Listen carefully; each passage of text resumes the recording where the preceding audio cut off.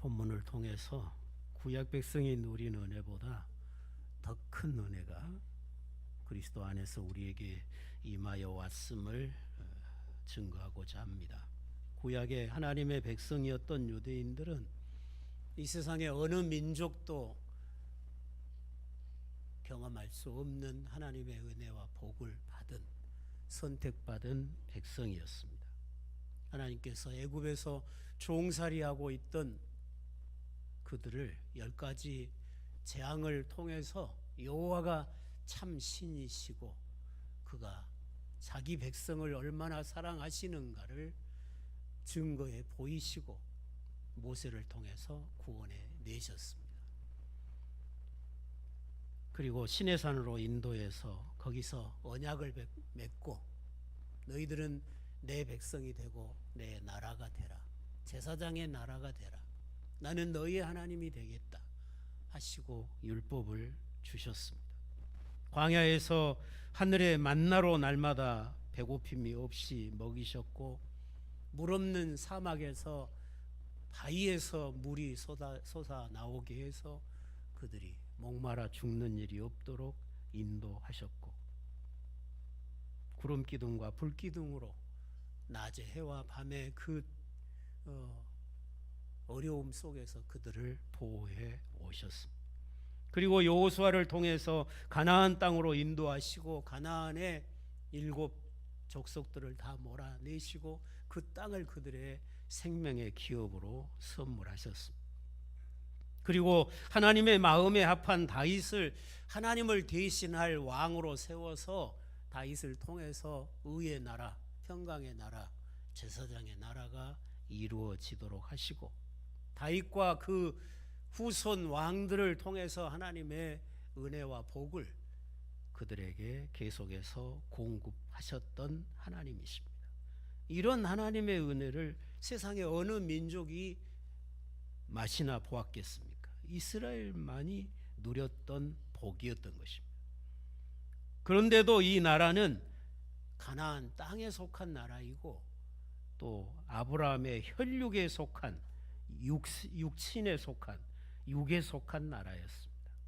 그리고 그 나라는 죄의 권세 아래 있었고 죽음의 권세 아래 있었습니다. 결국 이스라엘은 이렇게 놀라운 은혜와 복을 받고도 특권을 얻고도 하나님의 언약 백성으로 자신들을 지켜가지 못하고 말씀에 불순종하고 하나님을 버리고 이방의 신들을 수입해서 섬기면서 하나님을 배신했어요. 배신한 그들을 하나님이 바벨론을 들어서 멸망을 시켰어요. 결국은 하나님의 나라가 이방 나라에 멸망을 당하고 하나님의 이름이 그들에게 두셨던 하나님의 거룩하신 이름이 이방의 모독을 받는 그런 상황이 왔던 것입니다. 그러나 신실하신 하나님께서 아브라함에게 약속하셨던 그 언약, 다윗에게 약속하셨던 그 언약을 이루시려고 때가 참에 사랑하는 아들을 새로운 나라의 왕으로 보내십니다. 그 아들은 죽기까지 아버지께 순종하십니다. 십자가에 죽기까지 순종하셔서 아버지의 뜻을 이루시죠. 그런 아들을 아버지는 죽음에서 일으켜서 하늘 보좌에 취임하게 하시고 천하 만민이 예수를 믿고 그 예수 그리스도를 왕으로 섬기는 그 나라의 백성이 되도록 은혜를 베푸신 것입니다. 이런 사실을 증거하는 것이 로마서의 내용입니다. 그래서 바울은 이 복음을 통해서 로마에 있는 성도들을 견고하게 세워서 너희들도 이 예수 그리스도의 복음, 부활의 복음을 함께 전하는 동역자가 되어라. 그런 의미로 이 편지를 보낸 것입니다. 사랑하는 우리 염산 제일교회 성도 여러분도 이 로마서의 복음을 통해서 복음에 견고하게 서서 복음을 봉사할 수 있는 그런 성도들이 되실 수 있기를 바랍니다. 그리스도가 오시기 전까지 분명히 유대인은 우월한 자리에 있었습니다. 그런즉 유대인의 나음이 무엇이며 할례의 유익이 무엇이냐? 범사에 많으니 우선은 그들이 하나님의 말씀을 맡았습니다. 유대인의 나음이 범사에 많았다는 거예요.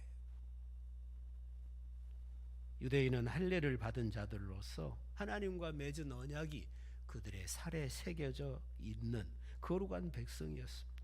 그리고 그들이 받은 유익 중에 가장 큰 유익이 하나님의 말씀을 맡은 제사장의 민족이었다는 거예요. 아브라함을 부르실 때에 너로 인하여 천하 만민이 복을 얻으리라, 하나님의 복을 아브라함에게 맡겨놓은 것처럼 유대인들에게 율법을 맡기심은 세상의 많은 민족들이 유대인들을 보고 여호와께 돌아와 유대인이 받은 복을 함께 받도록 하시려고 그들에게 말씀을 맡겼던 것입니다. 이 유대인들이 말씀에 순종하면 하나님께 복을 받고 평강을 주셨습니다. 그러나 말씀을 어기고 떠나면 언제라도 하나님은 채찍을 들어서 그들을 치시는 일을 반복하셨습니다. 그들이 맡은 말씀대로 살았더라면 그들은 하나님 앞에 큰 영광이 되었을 것인데 그렇지 못했죠. 마지막에는 그들이 맡은 말씀대로 메시아가 오셨는데, 예수 그리스도가 오셨는데 그 예수를 거절하죠. 그 예수를 믿지 않고 십자가에 못 박아 죽였습니다. 특별한 은혜와 복을 받았으면 그 은혜에 합당한 삶을 통해서 하나님을 세상 앞에 보여주고 세상이 여호와께로 돌아오도록 하는 그런 삶을 살아야 되는데 이방인들하고 똑같이 범죄하고 악을 범한 거잖아요.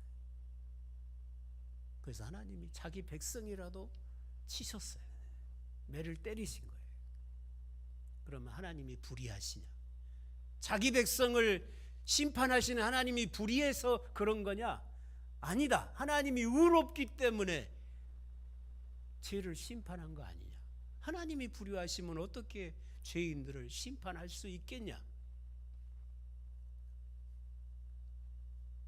그리고 너희들이 불의했다고 하나님의 약속이 폐해지겠냐? 유대인들은 불의해가지고 하나님의 말씀을 맡았으면서도 말씀대로 살지 않았어요. 그들에게 주신 제사장의 민족의 사명을 감당치 못했어요. 그러면 온 세상을 유대인을 통해서 구원하시고자 했던 하나님의 그 약속이 무효가 되겠냐? 무효가 되지 않았다는 거죠. 오히려 우리가 밤이 어두우면 어두울수록 별빛은 더 빛나는 것처럼 유대인이 악을 행하고 범죄하면 범죄할수록 하나님의 의의는 더 빛나게 되었고 그 불의함을 다 이기시고 하나님께서는 사랑하는 자기 아들을 보내셔서 새로운 나라를, 죄와 죽음을 이긴 나라를, 하나님의 말씀을 순종할 수 있는 그런 백성을 지으신 거죠. 그게 하나님의 의로우심의 결과였습니다.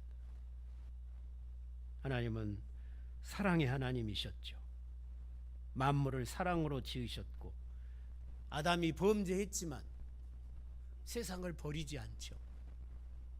아담이 범죄하니까 하나님이 세상에서 철수하고 멀리 가셔본 게 아니라 여전히 세상과 함께 하시고 세상을 지키시며 여전히 아담과 그 후손을 하나님의 형상으로 두시고 만물 가운데서 하나님을 섬기며 살도록 은혜를 베푸셨던 것입니다. 아주 버리지 않았어요.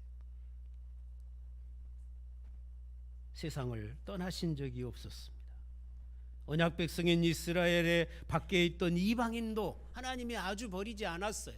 아주 버리지 않았으니까 아브라함을 천하 만민의 복의 통로로 삼은 거 아니에요?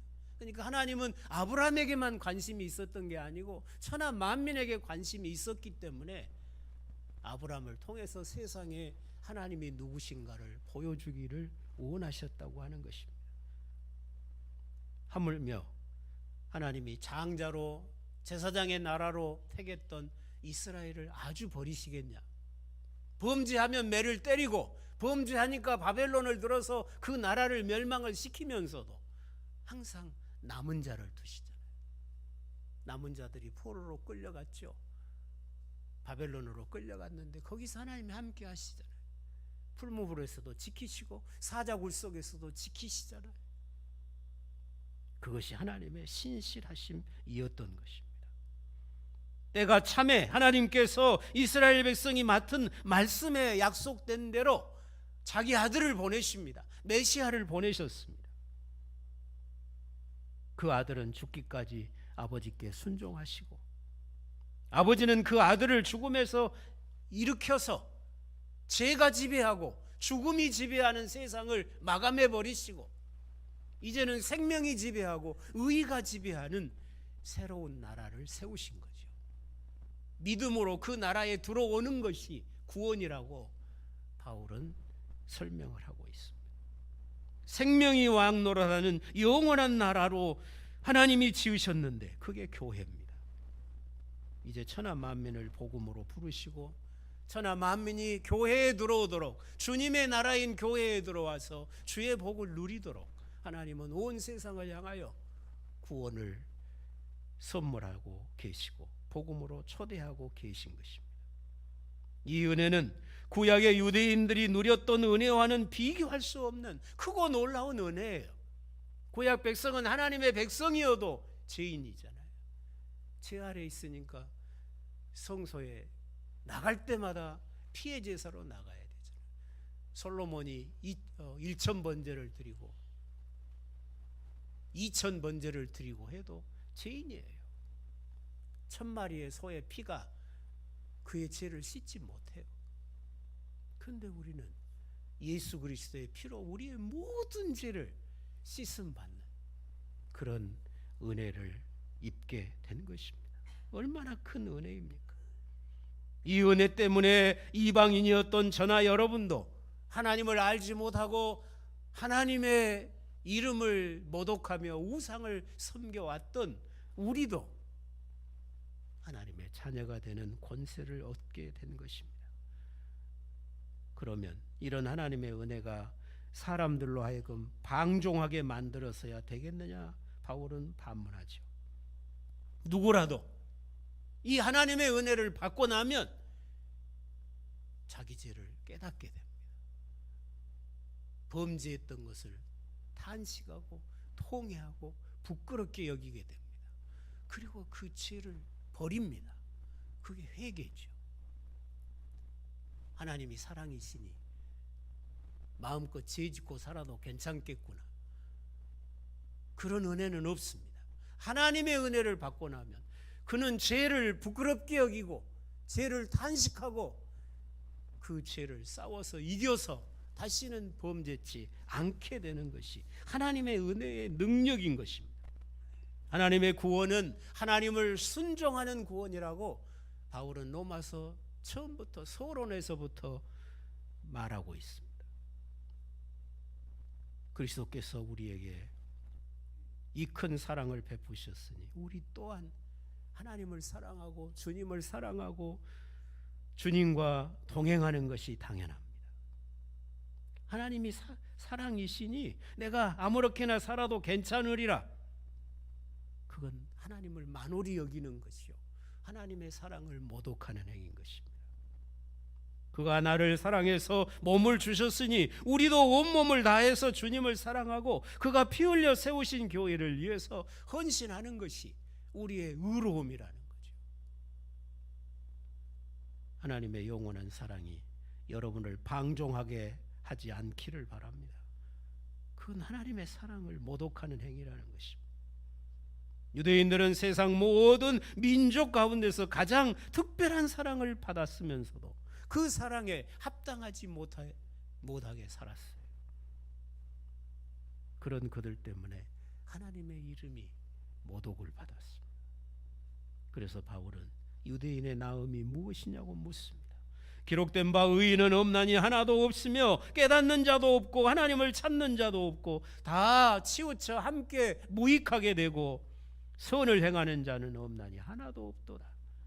그들의 목구멍은 열린 무덤이요 그 혀로는 속임을 일삼으며 그 입술에는 독사의 독이 있고 그 입에는 저주와 악독이 가득하고 그 발은 피 흘리는데 빠른지라 파멸과 고생이 그 길에 있어 평강의 길을 알지 못하였고 그들의 눈앞에 하나님을 두려워함이 없느니라 함과 같으니라. 바울이 여기서 시편과 이사야서의 말씀을 인용합니다. 바울이 인용한 시편 14편 1절로 8절 3절의 말씀에 보면 이 세상에 의인이 하나도 없다. 하나도 없다. 의인은 없나니 하나도 없다. 이 말은 모든 인류가, 이 세상에 살고 있는 모든 인류가 한 사람도 빠짐없이 다 의인이 아니고 죄인이다, 그 말이 아니고, 그 본문에 가보면 하나님이 다윗을 하나님의 나라의 왕으로 세웠어요. 다윗은 하나님의 말씀을 가지고 이스라엘이라고 하는 나라가 하나님의 거룩한 나라가 되도록 하기 위해서 열심히 말씀 묵상하고 기도하면서 최선을 다해서 자기 사역을 감당하고 있어요. 그런데 다윗을 미워하는 자들이 있어요. 다윗의 왕됨을 거절하는 자들이 있어요. 다윗의 정권을 뒤엎으려고 하는 자들이 있었어요. 다윗을 비방하고 모독하는 자들이 있었어요. 그들을 향해서 하는 말이에요. 의인은 없나니 하나도 없도다. 다 함께 치우쳐서 악을 행하도다. 그러니까 이 세상에 의인이 하나도 없다, 그 본문이 아니고 다윗을 대적하는 자 중에, 하나님이 세운 다윗을 대적하는 자 중에 의인이 없다, 그 말이에요. 하나님이 다윗을 대적하는 자를 단 한 사람도 살려놓지 않았어요. 다 죽였어요. 왜? 다윗을 대적함이 하나님을 대적함이었기 때문이에요. 여러분이 사무엘 상하를 읽어보세요. 다윗을 비방하는 자들, 다윗 반대편에 선 자들, 다윗을 대적한 자들, 다윗의 왕됨을 거절한 자들 전부 다 하나님이 심판하십니다. 왜? 그들이 악하기 때문에. 단순히 다윗 개인을 대적하고 있는 게 아니라 다윗을 세워서 하나님의 나라를 완성하시려고 하는 하나님의 왕되심을 거절하고 있기 때문에 하나님이 그 나라 밖으로 쫓아내시는 거죠. 죽여서 그 나라에 살지 못하게 하시는 거예요. 여기 인용한 이사야 59장 7절로 8절의 말씀이 나오는데, 거기 보면 그들의 발은 행하가기에 빠르고 무지한 피를 흘리기에 신속하며 그 생각은 악한 생각이라. 황폐와 파멸이 그 길에 있으며 그들은 평강의 길을 알지 못하며 그들이 행하는 곳에는 정의가 없으며 굽은 길을 스스로 만드나니 무릇 이 길을 밟는 자는 평강을 알지 못하느니라. 이 말씀도 마찬가지예요. 모든 인류가 다 죄인이었다, 의인이었다, 이와 같았다, 그 말이 아니라 하나님을 배신한 자들, 하나님과 맺은 언약을 버린 자들, 버리고 지금 하나님 앞에 심판받아서 바벨론에 의해서 멸망당하고 있는 자들을 향한 말씀이에요. 하나님의 왕되심을 거절한 자들, 하나님의 말씀을 거역하는 자들, 그들이 행하가기에 빠르고 무지한 자의 피를 흘리고 그들의 생각은 항상 악한 생각이고 황폐와 파멸만 그들의 길에 있고 그들의 가는 길에 평강은 없다. 왜? 하나님이 치시니까. 어느 시대든지 하나님이 역사 안에서 함께 하실 때 단 한 시대도 이 땅에 교회가 없는 시대가 없어요. 이 땅에 의인이 없는 시대가 없었어요. 노아 같은 시대에도 하나님이 노아는 당대의 의로운 자라 남기시죠. 하나님과 동행하는 자가 의로운 자예요. 죄 없는 자가 의로운 자가 아니죠. 죄 없는 자가 어디가 있어요? 하나님을 믿고 하나님을 순종하고 하나님과 동행하는 자가 의로운 자인데, 하나님은 이 역사 속에 하나님과 동행하는 자가 한 사람도 없도록 끊어지게 한 적이 없어요. 엘리야 시대에는 모두가 다 바알에게 무릎 꿇었잖아요. 그러니까 엘리야가 로뎀나무 아래서 이제 넉넉합니다. 나 살고자 하는 의욕이 없습니다. 하나님, 내 생명 좀 불러가 주십시오. 나 그만 살고 싶습니다. 다 바알에게 무릎 꿇고 나만 남았는데 내가 어떻게 이 믿음을 지키고 하나님을 봉사하며 살겠습니까? 나 더 못하겠습니다. 그 말이에요. 하나님 뭐라고 그랬어요? 너 혼자만 남은 게 아니다. 내가 바알에게 무릎 꿇지 않은 7,000명을 숨겨놨다. 하나님의 교회는 없어지지 않아요. 의인이 없어지지 않는다고요. 그러니까 여기 의인은 없나니 하나도 없다, 그 말은 하나님을 대적하는 자들 중에, 하나님이 세운 다윗을 대적하는 자 중에 의인은 없어요. 하나님이 마침내 자기 아들을 왕으로 보내시잖아요. 근데 그 왕을, 하나님의 아들을 대적하는 자들이 유대 땅에 가득했죠. 그가 하나님의 아들이신 사실을 수없이 많은 기적을 통해서 증거로, 표적으로 보여주셨는데도 그들은 그 증거를 보면서도 네가 목수의 아들 아니냐, 네가 나사렛 사람 아니냐, 네가 무슨 메시아라고 그러냐, 네가 무슨 하나님의 아들이라고 그러냐, 하나님의 아들이라고 했다고 사형을 언도해서 십자가에 못 박아 죽여버리잖아요. 그게 유대인들의 모습이었어요. 다윗을 거역했던 유대인들이 하나님의 아들의 왕되심도 거절하고 십자가에 못 박아 죽였던 거예요. 그런 악함을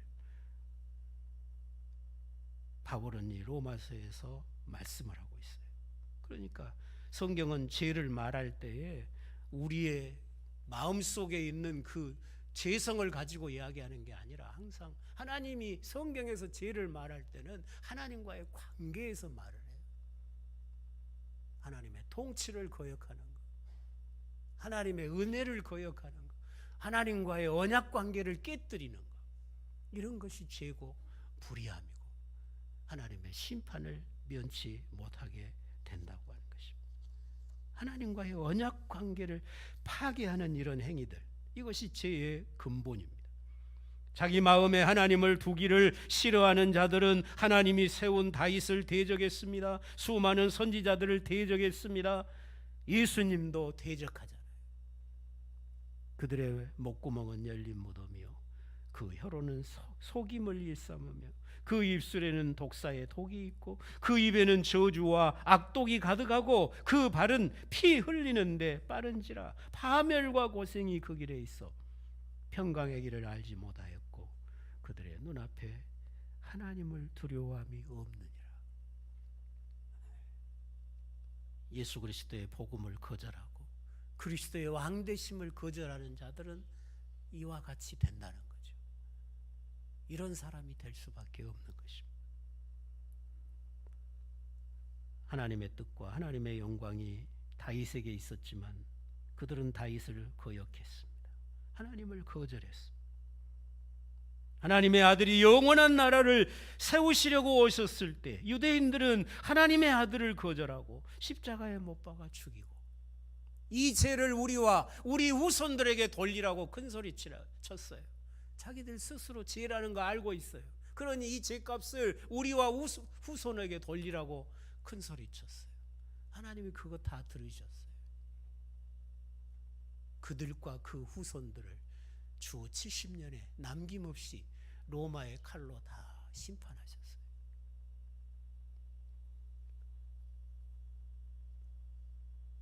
이방인들 역시 다윗 왕국을 멸시하고 하나님의 통치를 거역했죠.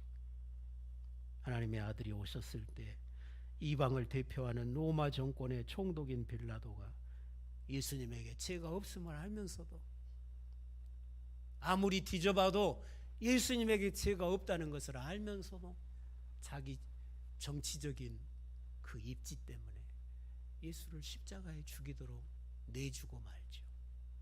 로마의 권세와 타락한 유대인들이 함께 하나님의 아들을 십자가에 못 박아 죽였습니다. 그러니까 바울은 여기서 사람이 한결같이 태어날 때부터 죄인이라고 죄인된 본성을 가지고 논하고 있는 것이 아니라 하나님의 은혜를 거절하는 자들, 하나님의 통치를 거절하는 자들, 하나님이 그들을 구원하시려고, 그들에게 은혜와 복을 공급하시려고, 그들에게 진정한 평강을 주시려고 다윗을 세우고 하나님의 아들을 보내셨는데도 거절하는 자들, 오히려 해하는 자들, 그런 자들을 하나님이 심판하심으로 자기 의를 드러내셨다는 것입니다. 그래서 유대인들은 망했습니다. 그런데 하나님은 신실하셔서 다시금 자기 교회를, 자기 나라를 일으켜 세우시려고 사랑하는 아들을 보내신 거죠. 새 은혜를 세상에 베푸셨습니다. 이제는 하나님을 순종하는 왕이 오셔서 자기 백성을 순종하는 새 백성으로, 마음까지 새롭게 하고 지식까지 새롭게 하는 그런 새 백성으로 지으시고 성령을 그들에게 주셔서 하나님의 뜻을 분별할 줄 알고 자기 뜻대로, 자기 고집대로, 자기 소견에 좋을 대로 사는 삶을 더 이상 마감하고 나를 위해서 죽어주신 그 주님을 위해서 살아갈 수 있도록 우리를 구원해 주신 것입니다. 여러분이 이런 구원을 받으신 줄로 믿습니다. 그러면 주님 순종함이 여러분의 생명이 되어야 될 것입니다. 예수 안에서 죄와 죽음이 정복됐습니다. 우리 안에 생명이 왕노릇합니다. 사망이 결단코 우리를, 사망의 권세가 하나님의 사랑에서 우리를 끊어내지 못합니다.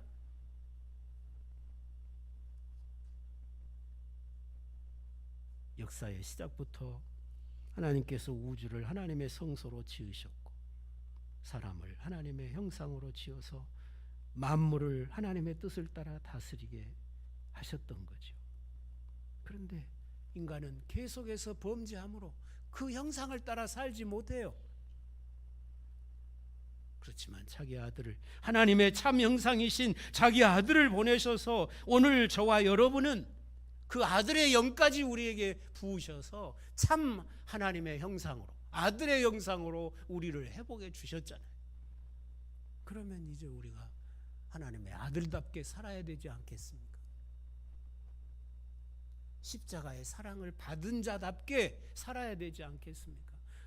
하나님이 나를 사랑했다고, 주님이 십자가에 죽기까지 나를 사랑했다고 말로는 하면서 그 사랑을 배신하고 살면 그게 되겠습니까?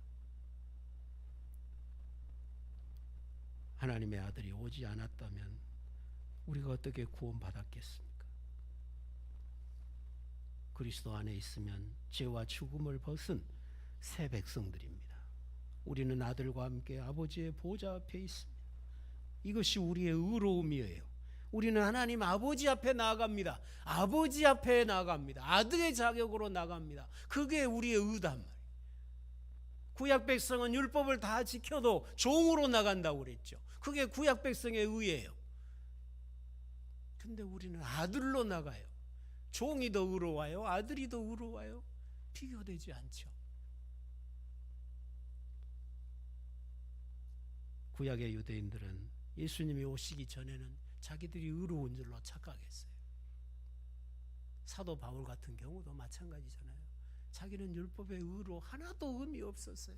율법이 명한 걸 하나도 안 어기고 다 지켰어요. 그러니 의롭죠. 의로운 줄 알았어요. 근데 부활하신 주님을 딱 만나고 나니까 자신이 사망의 권세 아래에 있는 죄인임을 깨달은 거예요.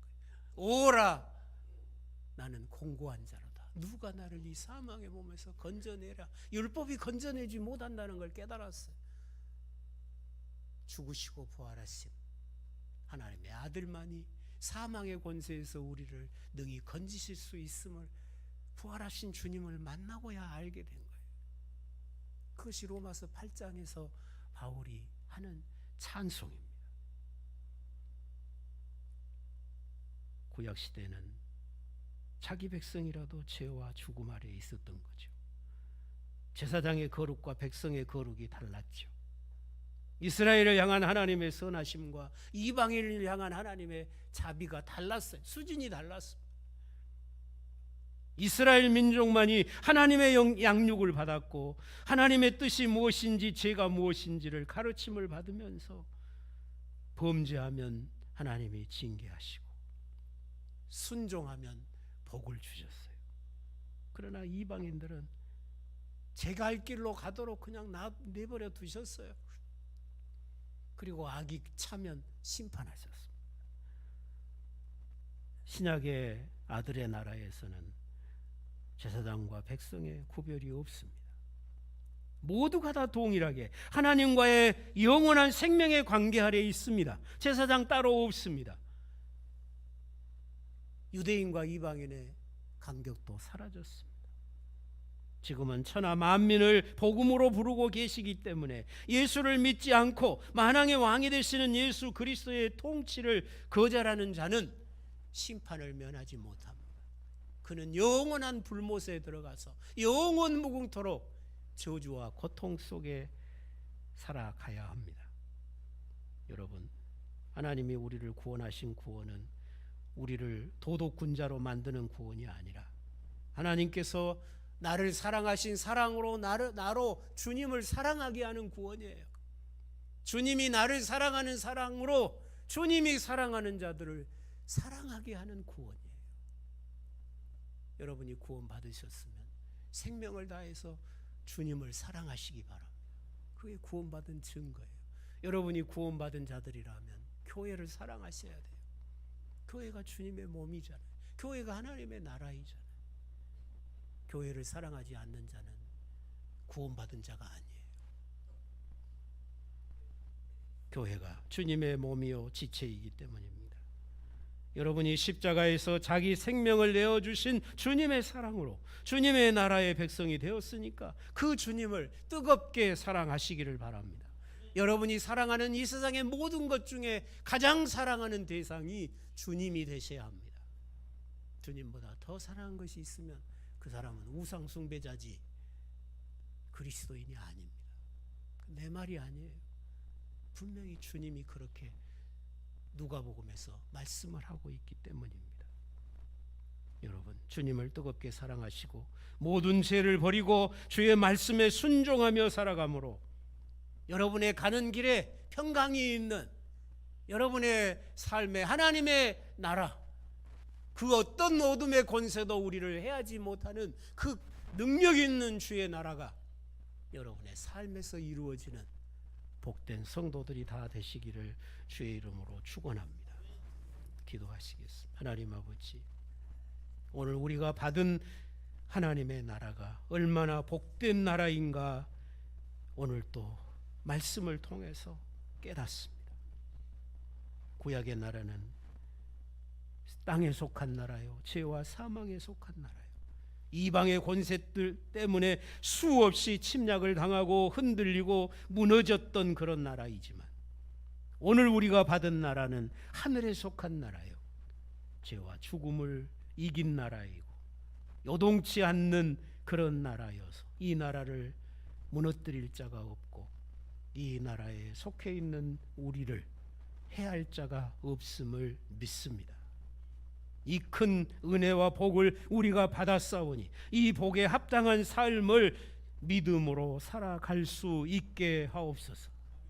우리가 받은 복이 얼마나 큰 복인가를 알고 이 복을 누리면서 주님을 순종하는 삶을 통해서 온 세상 앞에 주의 나라를 보여주고 주님이 이루신 이 큰 구원을 많은 사람들에게 나누어 줄 수 있는 복음의 증인들로 살아가게 도와주옵소서.